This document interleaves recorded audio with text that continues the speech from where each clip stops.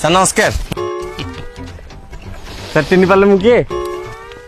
ଜେଜ ତୋର ଦୁର୍ଯ୍ୟୋଧନ ଏ ପିତା ବାଞ୍ଛା ନିଧି। ଆଚ୍ଛା ବୁଢୀ ମା ତୋର ଚାଲିଗଲା ତାକୁ ହେଇଥିଲା ବ୍ୟାଧି। Right sir. ତାଙ୍କରି କୁଳ ନନ୍ଦନ ନାମ ତୋର ପାଗା। ଆଜ୍ଞା। ଏ ବାପା ତୋର ବିକିଦେଲା ନଈକୂଳ ଜାଗା। ହଁ ବା ସାର୍। ସାର୍ କଣ କହିବି ଆଉ ଗାଁକୁ ତ ଆସିପାରୁନି। ସାର୍ ସମାଜ ପୁରା କଳୁଷିତ ହେଇଗଲା ନାଇଁ। ଆଉ ଗୁରୁ ଜ୍ଞାନ ଲୋକଙ୍କର ଏଇଠି କିଛି ମୂଲ୍ୟ ନାହିଁ। କି କହିବି ବାପ ଧନ ଏ ସମାଜ କଥା ଭାବିଲା ବେଳକୁ ମୋର ଘୁରି ଯାଉଛି ମଥା।